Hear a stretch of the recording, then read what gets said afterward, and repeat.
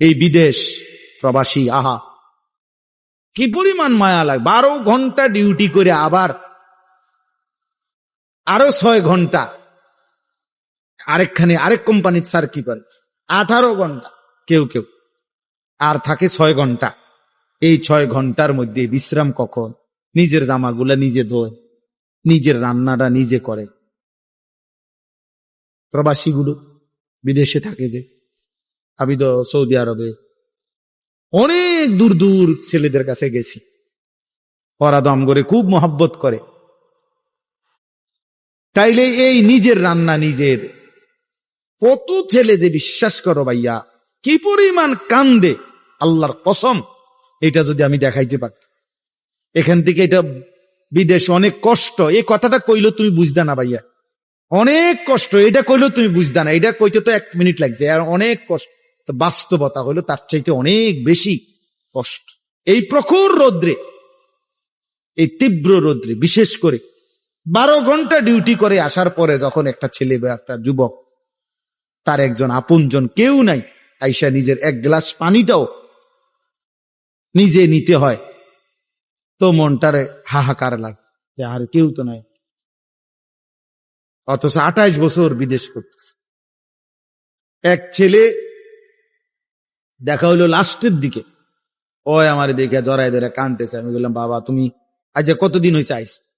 কয় হুজুর 3 বছর। এই শেষ আমার যে ছেলেটা খেজুর আইনা দিছে মদিনায়, ও ছেলেটা আপনার বলতেছে হুজুর আজ 3 বছর হয়েছে বাড়ির থেকে আসছি, একবারও যাই নাই। আমি যাইবা কখন? কয় হুজুর একটা আইডিয়া করছি যে ঋণ গুলো করছি, আরো 3 বছর যদি বিদেশ করি তাহলে ঋণ গুলো শেষ হয়ে যাবে, তো আশা আছে হুজুর এরপরে যাবো। এই কদ্দুর অল্প বয়সী ছেলে। হ্যাঁ ভাইয়া, এই জন্য সে যাইয়া হয়তো অনেক দুঃখের কথা বলে না বাড়িতে, যে মা কানবো, বাপে কানবে, বা বউ বাচ্চারা কানবো। এই জন্য অনেকে অনেক নিজের দুঃখের কথা বলে না, কষ্টের কথা নিজেই হজম করে পড়ে থাকে। কিন্তু তীব্র কষ্ট কইরা বুকটা মাটিত লাইগা যায়, এরপরে 2টা টাকা জমাইয়া এরপরে বাড়িতে টাকা পাঠায়, না খাইয়া না দেয়। এই কখনো একটা দোকান থেকে একটা বার্গার, কখনো একটা 1 টুকরা মুরগি, একটা কিছু খাইয়া শুইয়ালায়, ক্লান্তিতে আর ভাল লাগে না যে কিটা রানবো, শরীরে আর কুলাইতেছে না, এতক্ষণ ডিউটি করে আইসে। আমি যেমন এই সারাদিন বয়ান করে রাত্রে 3টা 3:30টায় বাসায় যাই, ফজরের নামাজের পরে আমারে যদি কেউ একটা এই টিস্যু বক্সটা যদি এনতিকে অনে নিয়ে যেতে হয়, আমার মাথা আসমান ভাঙ যাবে। আমার আর কিচ্ছু শরীরে কুলায় না তখন আর। কথার কথা, তাহলে আমি আমার অভিজ্ঞতা থেকে বললাম। তো ওই ছেলেটাও তো এরকম 12টা ঘন্টা ডিউটি করে আইসা সে যখন তার রুমে আসে, তার শরীরে আর 1 বিন্দু এনার্জি থাকে না।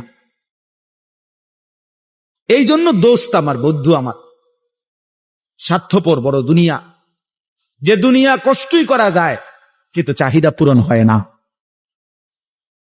চাহিদা পূরণ। অসংখ্য যুবক আমারে বলছে প্রবাসী, হুজুর এই 12 বছরে কোনোদিনও হুজুর পরিবারকে শেষ পর্যন্ত চূড়ান্ত খুশি করতে পারিনি। মাও নারাজ, বাপও নারাজ, বউ বাচ্চাও নারাজ। 5,000 টাকা দিলে কয়তে একটা বিদেশ করে, তে বুঝি তার হাতে কেমনে 5,000 টাকা, তে বুঝি পারল না 10,000 টাকা দিত। কথা বুঝেন নাই? অর্থাৎ সবাই মনে করে তে আরো দিত হইতো। মাও নারাজ, বাপও নারাজ, পুতো নারাজ, জিও নারাজ, বউ নারাজ। এই হলো প্রবাসীর জীবন। প্রবাসী এই এক প্রবাসী আমারে বলতেছে এইবার, এই তো আমার জড়ায়, হুজুর আমরা কিচ্ছু নাই, আমার লাগে একটু দোয়া করো। আমগো কিচ্ছু নাই হুজুর। আমি কই না ভাই আছে, আল্লাহ যারা আছে সবাই। হে না, হে কান্দে আর কয় হুজুর না আমার কিচ্ছু নাই হুজুর। আমি সারাটা জীবন দিয়ে যাইতেছি, কেউ খুশি হয় না। আরো দিলে ভালো হইতো, আরো দিলে ভালো হইতো। এই জন্য দোস্ত স্বার্থপর এই দুনিয়া। আমার একটা বয়ান আছে না এরকম, যে দুনিয়া বড় স্বার্থপর এই দুনিয়া।